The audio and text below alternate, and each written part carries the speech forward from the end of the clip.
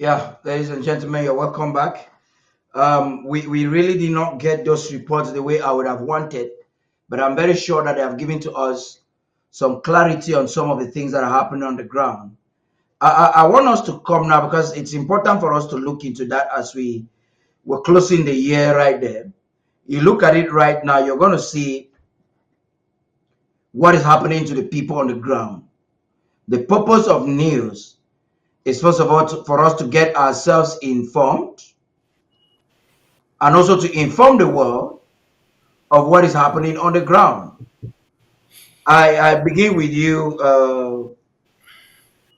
There's a report there that I wanted to bring from Gokitunja. I don't know why I've not been able to have that report. I'll look forward to seeing that I could have that report. But this is a situation very critical on the ground, the misery of the people, how Cameroon is still sneaking on the ground. They're not just doing it in the prison, they are killing the people right on the ground right now. And we would think that a platform should be talking about it. But the platform wants to distract people by talking about how that the president is a liability. Now, when you look at this situation that's happening on the ground, I begin with you, Barrister Fru. I don't know, Barrister Mbeseha, is your network okay now? Do you want to sit a little bit straight so that we can see you well? I'm finding difficulties to frame you on the screen. Just try to sit in the middle of your camera, please. Yeah, Barrister Fru.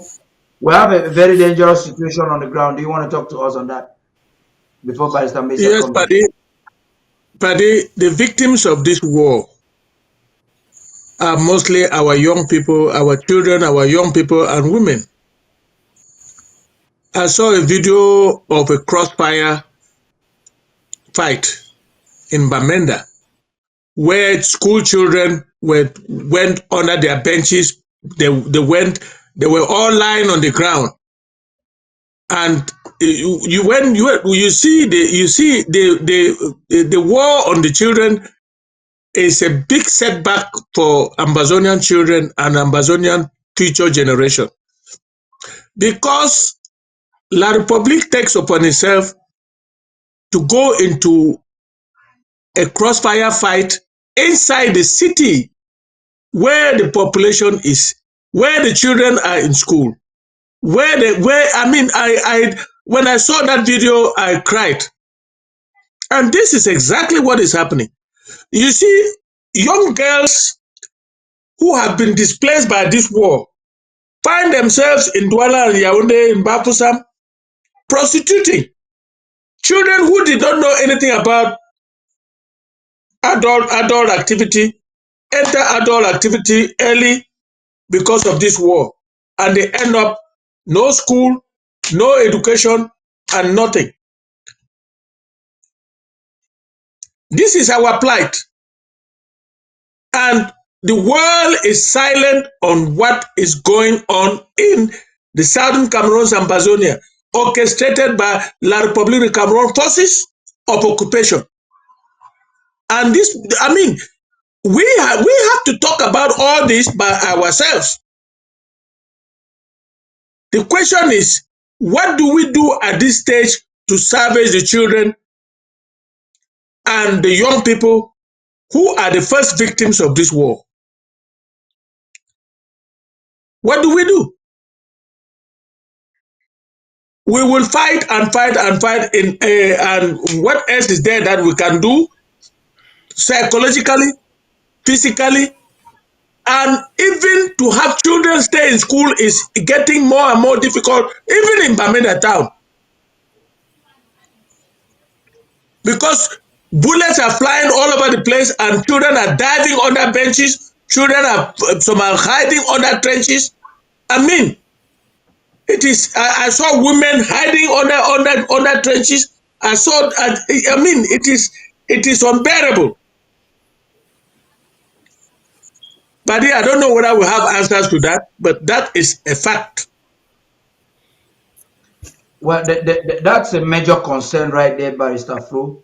But you realize that as far as making a determination that the children have to go to school, the government has its stance. It's a very dangerous situation where women, children, and youths remain the victims of the war. And it is not just the impact of the war, it's the fact that Cameroon is not just randomly targeting them, they are strategically targeting them. And trying to turn them against the movement by making them enemies. Sometimes they plot people they call Amba boys, which we know they are Tamanji boys and bandits, to create mayhem to these people so that they can turn against us. So it's a complex situation that we have to navigate with caution. And this platform remains the major platform where we can determine the narratives that is being consumed at the home front. Barrister Mbeseha, please. Well, people in war will understand that our struggle has moved from guerrilla that oppresses to the cities. What's happening in Bamenda town, Bafoot and Bambui is urban warfare. Is that thing we did not recommend? But it's a special way that we see moves in the bushes to confront enemy there. I was in occupation of towns, the towns. If our people move to towns and them there, that is urban guerrilla warfare. What we can only advise our people to be very careful. Going on there, in particular, and other places, is generalized insecurity. It is purely generalized. It is coming from the control. So people who are very careful with their own lives. That's the first thing they have to do. And then, what happens to those children? Yes, children around getting pregnant on news because of war. That is a consequence of war. A good number of those children have moved from their villages to towns. They don't have nobody to care for them. They need to survive. And so they do all these things. What can we do? The only thing we can do is to caution them. You have to be careful with your own life. In addition to that, you can get infected. There are things that occur. Then back again to the guerrilla warfare and the urban guerrilla warfare. In Bamenda, see a military tank strolling rolling down the streets. They are not really there to do anything. They are protecting themselves because they don't even know where the enemy might just be sitting in a boat house with his small weapon to come on and strike. So they themselves are so frightened. I happened to have said this 2 days ago, yesterday. If the military truck, the military tank rolling down the street in Bamenda, see guys who are smoking or snuffing, he would think that you are blowing out some gas. They will come and kill you, they will shoot you. And so it just calls for us to be very, very careful. There are people who are the victims, say in the urban areas where it is like in Bamenda, they have to take extra precaution for their own lives. Trade bullet can kill you. War promoters can adopt you to make money out of you. And this is what is going on there. So what should we do? Again, let us only advise our people to be careful. If those children going around becoming have parents, it is not worth pain. Child do all that just to survive because of war. It is immoral, dangerous, and so on and so forth. For the schools, we don't have power over this. We've said as a policy, if you find this slave, say it if you wish, but this is responsible for their security. And so it is in those areas, advise stay home because a dead child cannot. A child to school can go to that school down the road. And so that's what we can do.